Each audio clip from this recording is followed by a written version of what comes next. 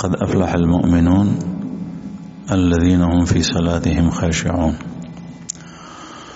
وہ لوگ کامیاب ہیں، وہ فلاح پا گئے جو اپنی نماز میں خشوع کرنے والے ہیں، عاجزی کرنے والے ہیں۔ نماز خشوع سے پڑھنی چاہیے۔ دو لفظ آتے ہیں، ایک خشوع اور ایک خضوع، اور دونوں کے معنی تقریباً ایک ہی ہیں۔ بعض اہل علم محققین نے فرق کیا ہے کہ خشوع کا تعلق دل سے ہے، خشوع کا تعلق دل سے ہے اور خضوع کا تعلق انسان کے دوسرے اعضاء سے ہے، ہاتھ پیروں سے ہے۔ نماز میں دل بھی اللہ کی طرف متوجہ ہو، اور نماز کے اندر مصلی نماز پڑھنے والے کے اعضاء بھی اپنی جگہ پر درست ہوں، ٹھیک ہوں۔ اگر نماز کے اندر اعضاء، ہاتھ پیر، آنکھیں، سر اپنی جگہ پہ نہ ہوں تو اس شخص کی نماز میں خشوع نہیں ہے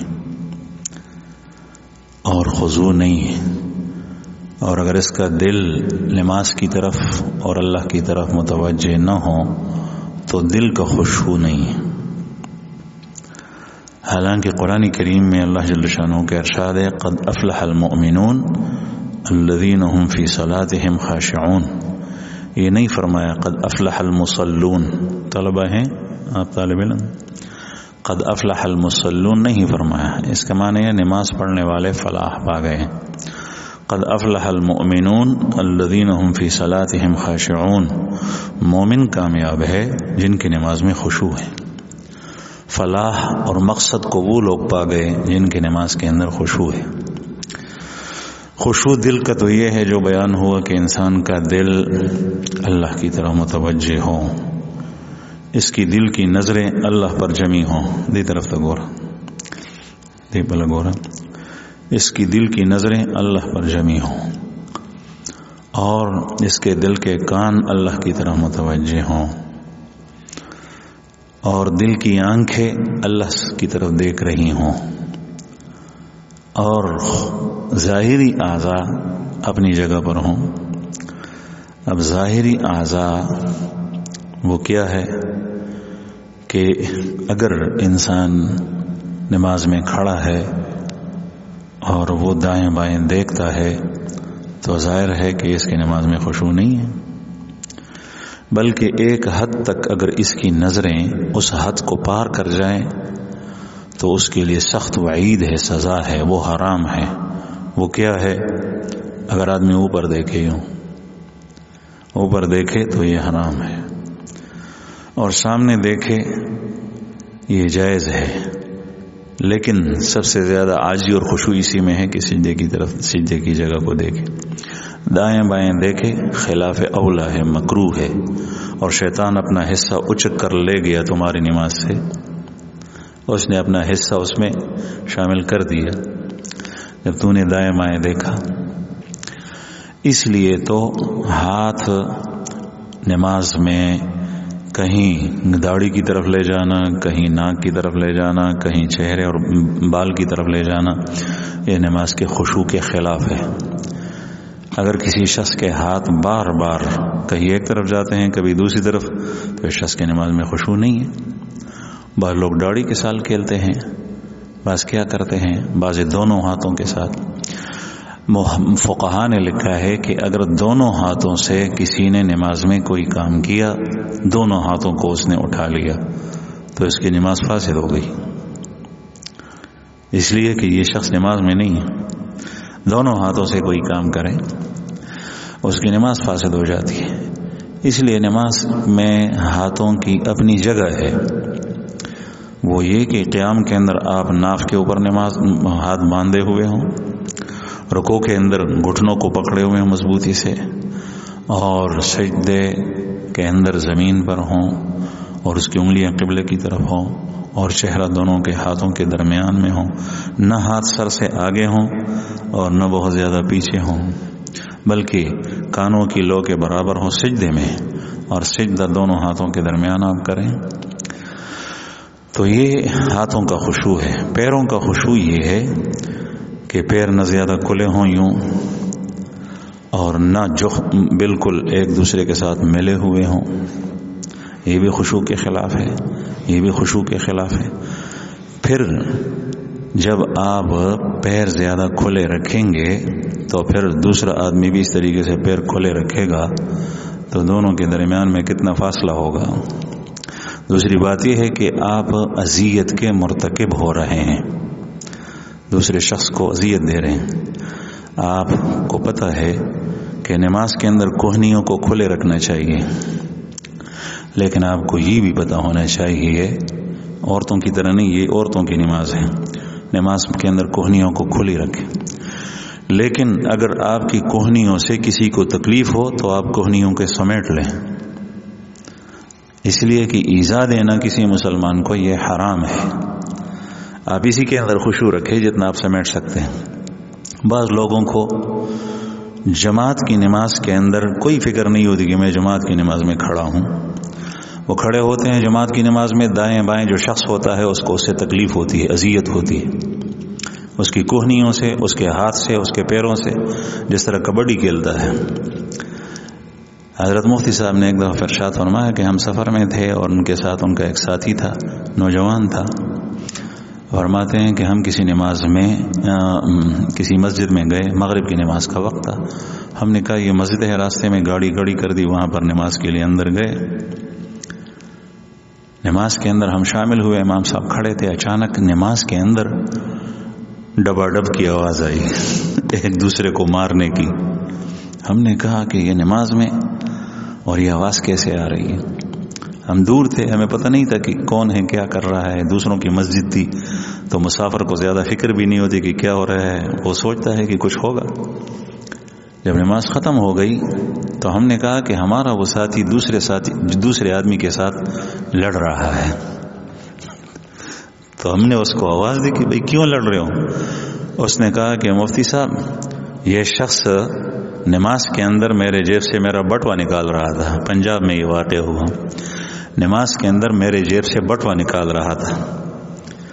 وہ شخص کہہ رہا تھا کہ نہیں میں بٹوا نہیں نکال رہا تھا، وہ تھا مکبر، اقامت کرنے والا امام کے پیچھے۔ اس نے کہا کہ میں بٹوا نہیں نکال رہا تھا، اس کی پانچے نیچے کو تھی ددا پنسیخ کتوے د پرتک د گٹیو نہ نماؤ چتولے۔ اب نماز میں دوسرے کی فکر، جب تم دوسرے کی اس طرح فکر کرتے ہو کہ پانچے اٹھاتے ہو، بعض لوگ نماز میں کھڑے ہیں، تمہاری نماز کا کیا ہوگا؟ تو اس نے کہا کہ میں اس کی پانچے اٹھا رہا تھا، دبل پرتک پنسی توچے تھے دبل بڑا بانے لاس ہوئے۔ وہ کہہ رہا تھا، وہ لڑکا وہ نوجوان کہتے ہیں نہیں یہ بٹوا نکال رہا تھا، میرے اس جیب میں بٹوا تھا اور وہ یوں کر رہا تھا۔ اب اتنی بے وقوفی انسان کی کہ وہ اس کو یوں فرض سمجھ رہا تھا، حالانکہ جب بے خیالی کے اندر یہ نیچے اتر جائیں تو اس پر کوئی گناہ بھی نہیں ہے۔ اور اگر چلو پھر اس نے شلوار کی پانچے اس کی نیچے تھی تو تمہیں کیا ضرورت اس بات کی پڑی کہ تم نماز کے اندر اپنی نماز کو خراب کرو، اس کی پانچے اٹھاؤ؟ اب یہ تو عمل کثیر ہے، عمل کثیر مفسد صلاۃ ہوتا ہے، اس سے نماز ٹوٹ جاتی ہے۔ لیکن بعض لوگوں کو یہ فکر تک نہیں ہوتی، اس نے ایک بات سنی ہے بس، اور یہ جس کی عقل میں نقصان ہو، کمی ہو، وہ اس آدمی کی یہی سوچ ہوتی ہے جو ایک سمجھتا ہے، دو باتیں نہیں سمجھتا۔ تو بہرحال نماز کے اندر کسی کو ایذا دینا، کہتے ہیں پھر بعد میں فیصلہ ہوا، وہ لڑکا بھی بڑا زبردست تھا، اس نے کہا میں تجھے چھوڑوں گا نہیں، تو میرا بٹوا نکال رہا تھا۔ اس نے کہا نہیں میں تیری پانچ اٹھاتا، کہتے ہیں نہیں نماز کے اندر میری پانچوں سے تمہارا کیا، تم بٹوا نکال رہے تھے، چور ہو۔ پوری مسجد کے اندر شور ہوئی، اس نے بڑی مشکل سے جان چھوڑائی، وہ مؤذن نے، مکبر نے۔ تو بہرحال عرض ہی کر رہا تھا کہ نماز خشوع سے پڑھنی چاہیے، عاجزی سے پڑھنی چاہیے، جس میں عاجزی ہو، خشوع ہو، ادب ہو۔ بعض لوگ ننگے سر کھڑے ہو کر، اس میں کون سا ادب ہے؟ ننگے سر کھڑے ہو کر نماز پڑھتے ہیں، نماز کے اندر دوسروں کو تکلیف دیتے ہیں، صف میں کھڑے ہیں، کبھی ہاتھ ایک طرف کبھی دوسری طرف. تو عاجزی سے نماز پڑھنی چاہیے. آپ یہ سمجھیں کہ میں رب العالمین کے سامنے کھڑا ہوں. ہم باپ کے سامنے، اپنے والد کے سامنے ننگا سر نہیں بیٹھ سکتے. آپ سب کو پتہ ہے جو بیٹا زیادہ مؤدب ہوتا ہے وہ باپ کے سامنے ننگا سر نہیں بیٹھ سکتا.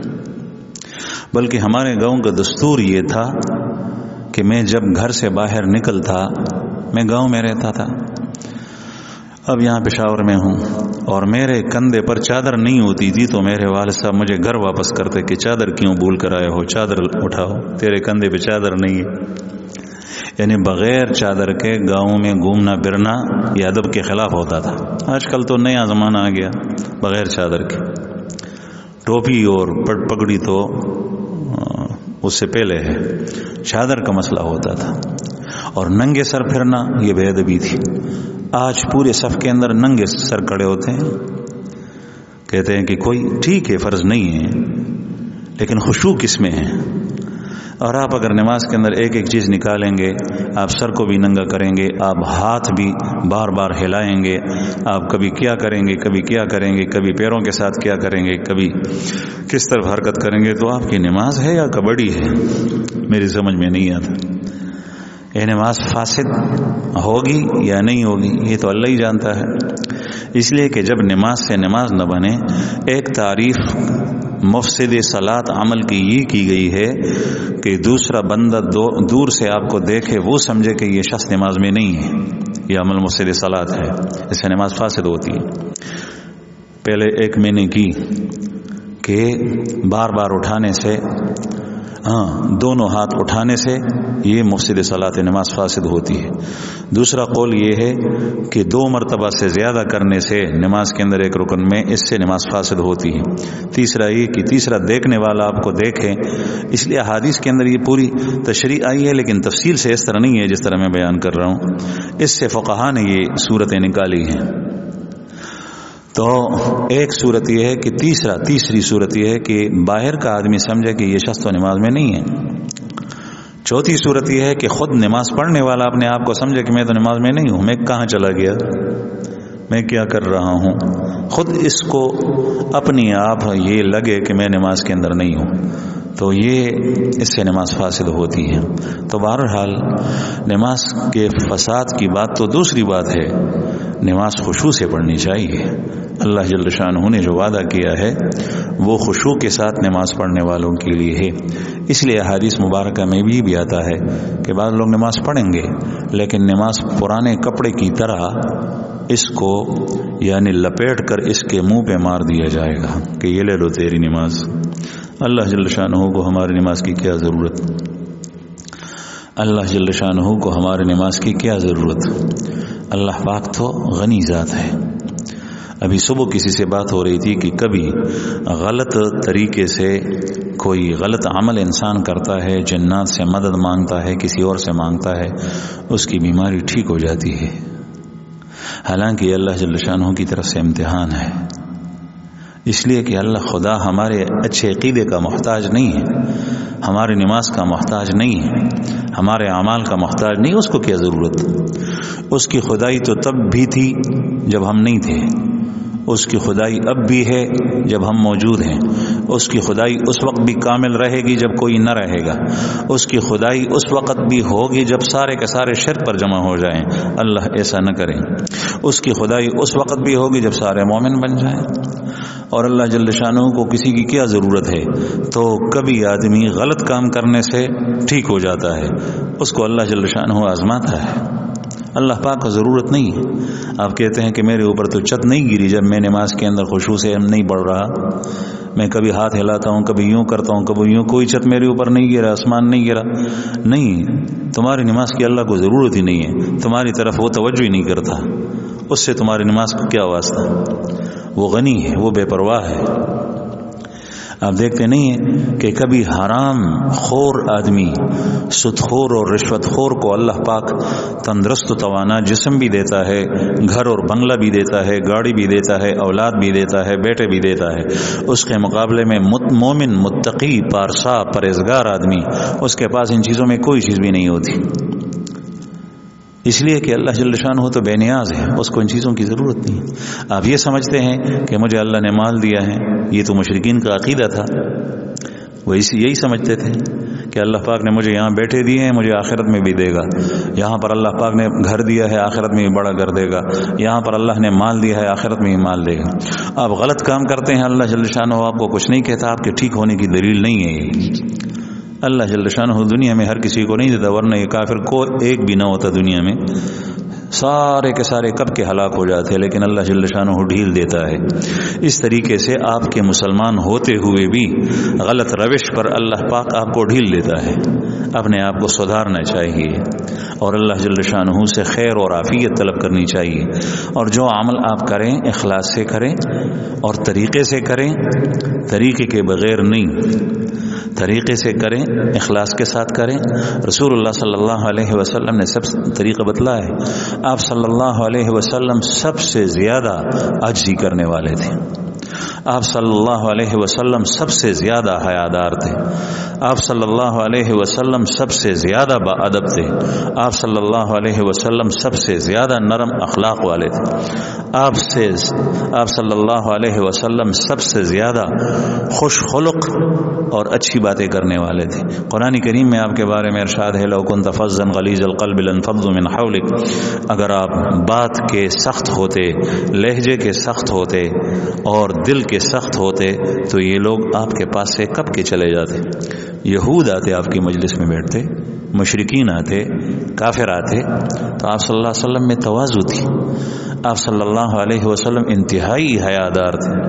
حدیث مبارک میں آتا ہے، اس زمانے کے اندر عرب میں دستور یہ تھا کہ جو لڑکی بالغ ہو جاتی تو پھر وہ اپنے گھر کے مردوں کے سامنے بھی نہیں آتی تھی، باپ کے سامنے نہیں آتی تھی، بھائی کے سامنے نہیں آتی تھی، حالانکہ یہ محرمات ابدیہ ہیں۔ وہ کہاں پر رہتی؟ کسی کونے کے اندر پردہ لٹکاتی، اس کے پیچھے رہتی، اور جب اس کے ایام ماہواری کے گزر جاتے تو پھر سامنے آتی، اتنی باحیا ہوتی۔